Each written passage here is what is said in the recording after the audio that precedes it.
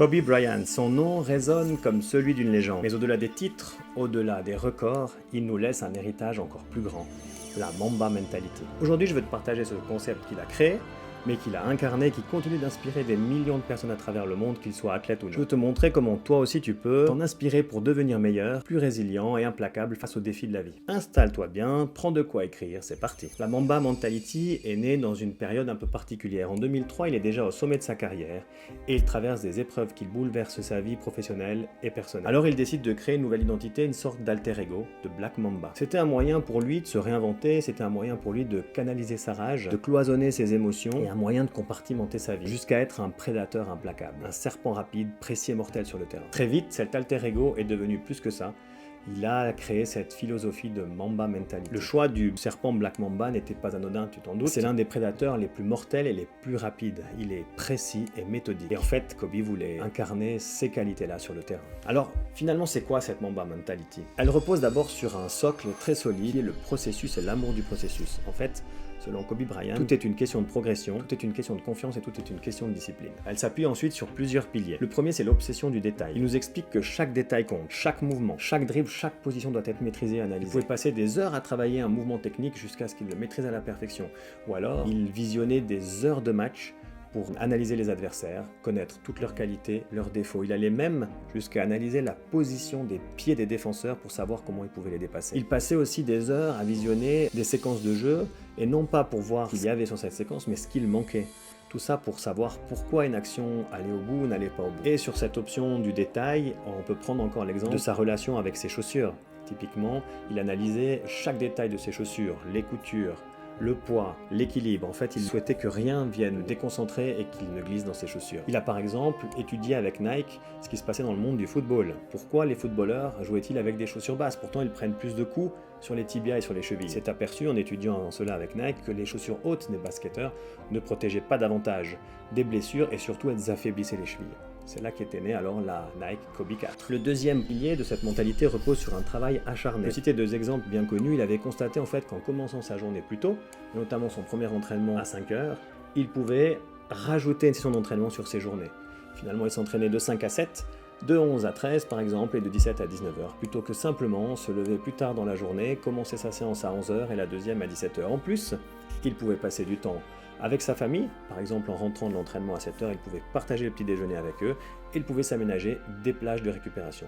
Mais imaginez bien que sur un été, en ajoutant un entraînement, une session d'entraînement par jour, ça en fait des heures passées sur le parquet. Il savait aussi dans la quête de ce travail acharné que si tu veux devenir un basketteur exceptionnel, il faut travailler ta condition physique. Il faut faire en sorte que tes jambes et tes poumons tournent à leur plein régime. Alors à l'intersaison, il faisait des séances fractionnées et chronométrées où il abaissait chaque fois son temps de récupération entre les différentes séries jusqu'à arriver proche du zéro à la fin de l'été. Le troisième point, c'est la récupération et la gestion des blessures.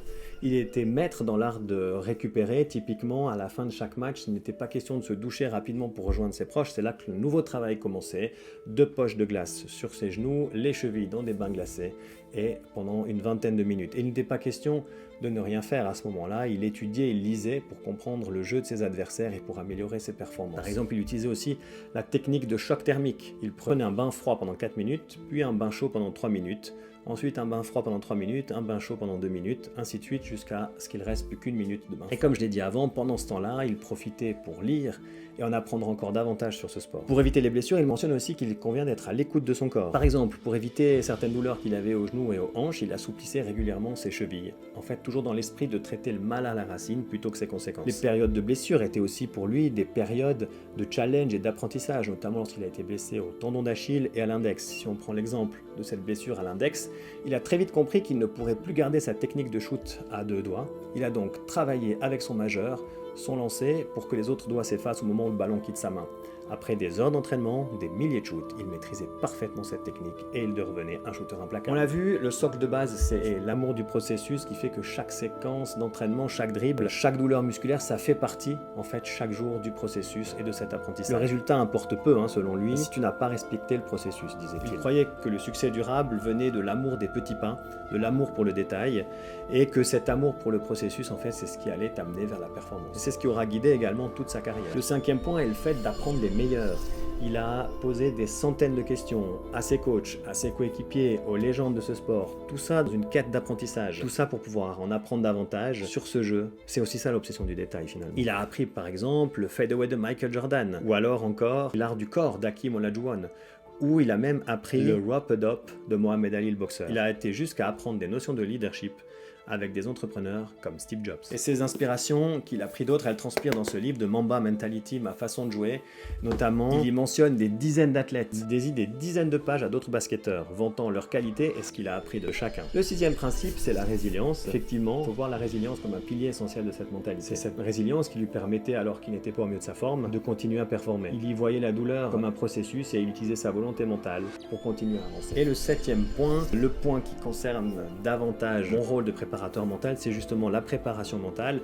Kobe Bryant utilisait des dizaines d'outils et de techniques de préparation mentale. Par exemple, les routines. Il commençait toujours son échauffement par des shoots à courte distance. Tout ça pour travailler son toucher de balle et réveiller sa mémoire musculaire. Alors, il prenait quelques shoots à courte distance, puis il reculait. Shootait à cette distance et reculait encore, jusqu'à répéter plusieurs fois le processus. Après ça, il abordait les situations qu'il allait rencontrer durant la partie. Il entraînait en fait son corps à répéter les gestes qu'il avait répétés déjà 1000 fois. Il utilisait la visualisation avant les matchs. Il s'imaginait différentes situations, un tir sous pression notamment, et la défense adverse, ou alors réaliser un mouvement clé pour marquer. Il s'assurait en fait que son esprit ait déjà vécu certaines situations de match. Cela lui permettait d'arriver sur le terrain avec une confiance accrue et une meilleure gestion des imprévus. Il prenait également du temps pour écouter son corps à l'échauffement, et je le répète sans cesse à mes athlètes, l'échauffement il est là pour s'échauffer.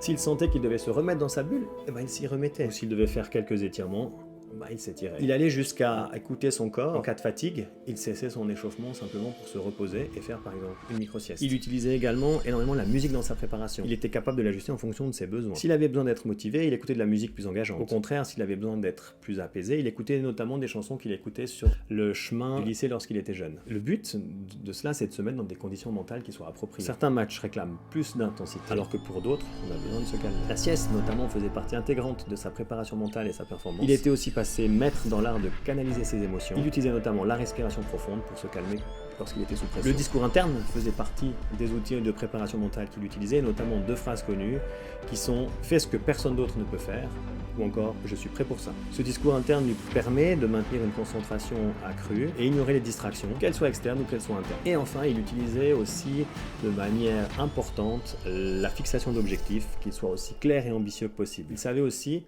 et c'est fondamental, les découper en étapes. De plus, il les évaluait régulièrement, non pas pour se juger, mais pour s'assurer qu'il était toujours en chemin vers ses objectifs. On le voit, Kobe Bryant utilisait énormément d'outils en préparation mentale. Kobe Bryant n'était pas seulement un athlète, c'était une philosophie incarnée. Il était passé maître dans l'art de préparer son mental autant que son corps. La Mamba Mentality, ce n'est pas juste un mantra accrocheur. C'est un art de vivre, une manière de vivre, une quête sans relâche pour l'excellence, un engagement profond envers le processus, une invitation à repousser ses limites. Ce qu'il nous laisse, ce n'est pas juste une série de matchs historiques ou des titres mémorables. C'est une feuille de route pour naviguer dans la vie. C'est embrasser la douleur, c'est honorer le processus, c'est rester obsédé par le détail, se relever encore et toujours, peu importe les épreuves. La Mamba Mentality nous montre qu'il n'y a pas de secret, seulement un travail acharné, méthodique et surtout mental. La performance, disait-il, commence dans l'esprit. Et c'est là que tout se joue. Alors, es-tu prêt à entraîner ton mental comme Kobe Bryant entraînait le sien? Es-tu prêt à faire que chaque jour, ce soit une opportunité de progresser? N'hésite pas à t'entourer d'un professionnel, n'hésite pas à être curieux, à poser des questions, à te renseigner sur la préparation mentale, sur cette Mamba Mentality si tu veux aller plus loin. Abonne-toi pour plus de contenu comme celui-ci, des partages d'athlètes, des techniques de préparation mentale, des stratégies de haut niveau. Rejoins la communauté en activant la cloche. Ensemble, on va continuer à progresser. Merci d'avoir regardé cette vidéo et je te dis à bientôt pour du nouveau contenu.